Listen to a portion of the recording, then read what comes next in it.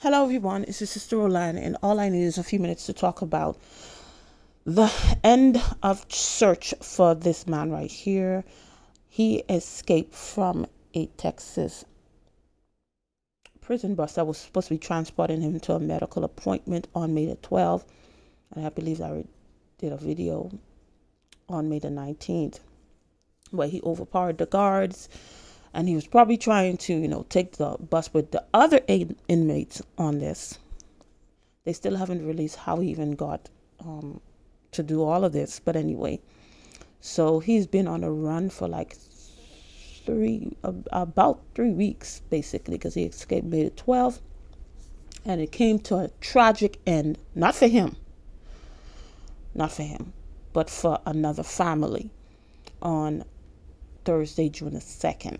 And this is very tragic in a sense, because he overpowered the guards and whatever, but there was footage where people saw him running into the woods, and they say, here he goes, and then they didn't do whoever police was there, they didn't do anything. So if they had put together right when they said that and they went after him, maybe a lot of the things that transpired would have not have expired. We don't know, but then we'll never know too, because nothing was done when they said, here he is.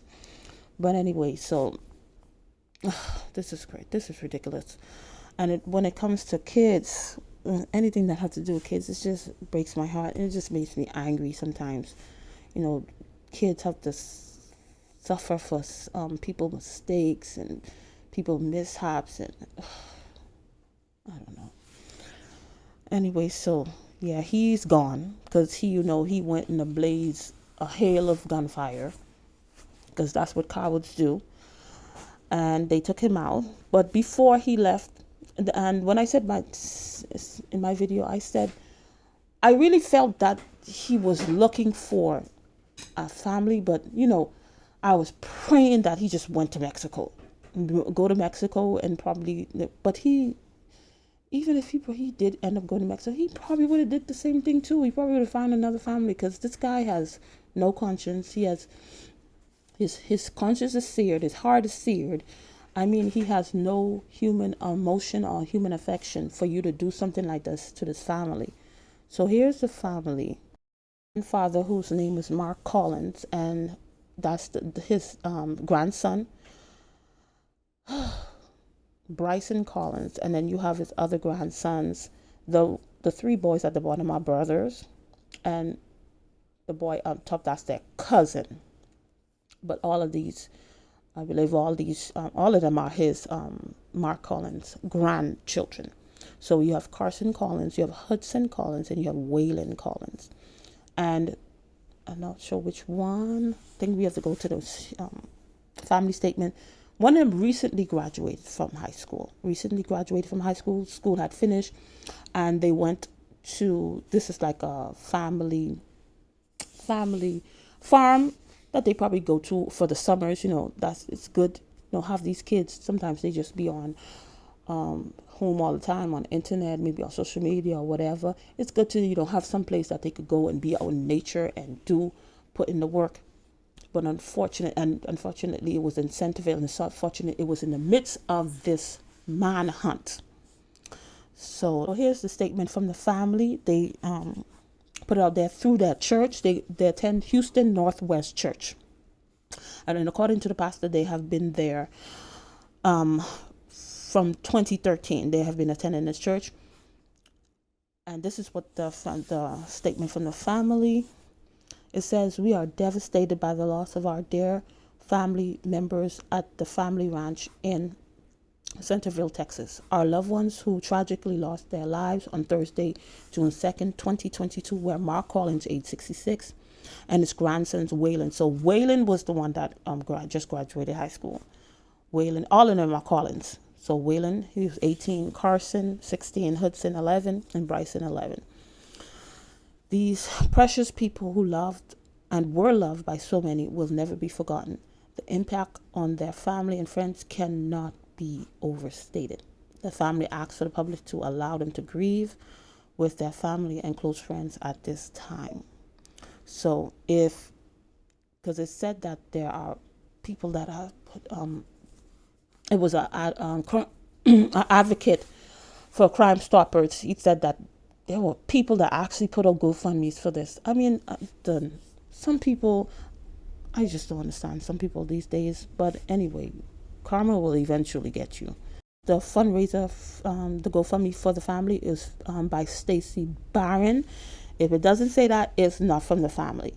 So far, as of last night when I took the picture of this, and then they recently did this. So everything before that, it's not the family. So they have a $250,000 goal. I'm sure they're going to surpass that. And so far they have raised over $100,000. Stacy Barron has organized it for the family. And if you can't find it, of course, you can also reach out to the church, Houston Northwest Church. And this is their pastor. This is the pastor, Stephen Besner.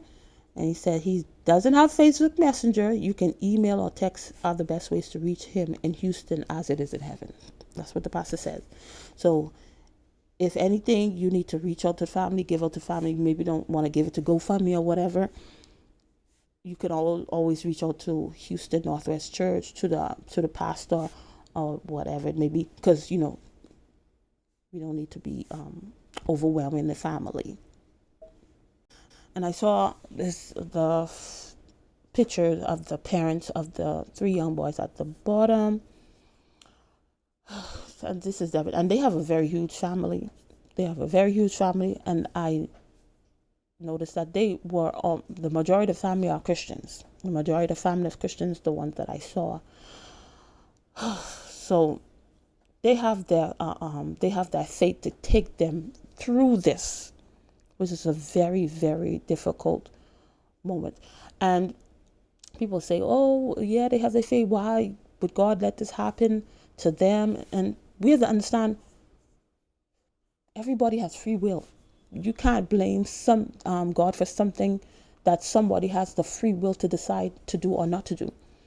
Because the locals of Centerville, I'm sure they had things in place after they heard this man was in the area. They had ways of checking in with each other, everybody checking on each other to know that he did not get into anybody's house. Because for 3 weeks, he did not get into a local house. He probably attempted to, but he was unable to. This family came from Houston. They did not live in that area. And everybody assumed that he was already in Mexico. So everybody assumed that he was in Mexico because, for him to be, because even the sheriff was like, even if he's still in the area, he won't be able to survive. He better don't go drink out the waters, in the back of the farms and different. So everybody probably assumed that he was in Mexico. And plus, many, like the crime advocate was saying, the crime victim advocate was saying from Crime Stoppers, did they have stuff in place for people who were coming into the area to let them know that, hey, there's somebody on the loose? You need to check in. Did they have those stuff in place? We don't know. I'm sure that's something they're gonna have to investigate. So this and we're not even sure how he even got to get to his family, but he took them out with their own weapons. He took them out with their own weapons. And for you to take out children, oh my goodness, this is ridiculous. And I was talking to my older sister, and I was telling her, I know kids lose their lives every day, but it's for some reason this year is different. It's like different. It's like on a whole other level, and it's so tragic. It's so tragic the way these kids are leaving. And to say all, before I finish, to say all this, hey, if you have kids, even if it's something that you're used to doing as a family, if your intuition tells you to sit this out this year, listen to your intuition. If you were supposed to go to an outing or go someplace, if you don't feel right, if something doesn't feel right, listen to your intuition. Listen to your intuition. Because sometimes your intuition could actually save your life. Not saying that the grandfather didn't listen to his intuition, but it's like the different stories I've heard, even before I started doing YouTube, I've always followed these different stories. Sometimes the person would say that, like if they to survive, now we'll never know. It's something didn't feel right. It's something told them, not to go this place, or they should have stayed home, or they should have go this and they should have go that. Let's just listen to our intuitions, because it's a different type. It's a different, what's going on. I don't know. I guess I can't explain it. I know what to say, but I just can't put it into words in a sense. But how these kids are just losing their lives in this year is very disturbing. It's very disturbing. And sometimes you could do whatever you can, and then, the child still ends up going. But when you die in Christ, as these people were Christians, immediately you leave this earth, immediately you are with the Lord. That's why it says we are immortal in a sense. So no matter how you die, because people have these notions, or if you're a Christian, you're not supposed to die certain ways. No, is when you die, where are you going to go? Where are you going to spend eternity? That's the most important thing. It's not how you die. It's when you die, where will you spend eternity? That's the most important thing. So all these people, they have a Christian faith. So yes, they died in a tragic way. It's going to hurt the parents and all the family, because they're going to miss these kids. And because these were young kids, they didn't get married yet. They didn't. One graduated from high school, but the other ones, they will never graduate from high school. The one that graduated high school, he will never graduate from college. So all those stuff, that's what's gonna hurt, because you're not gonna have those memories. All you have is your old memories. But if they die in Christ, one day they will meet each other again. But sometimes you just did not anticipate for your child, or your grandfather, or your father to go this early and such in a tragic way. Anyway, that's all I had to say on the situation. Thank you for watching, and I'll see you in another video. And I send my condolences to the family in this difficult moment. Thank you.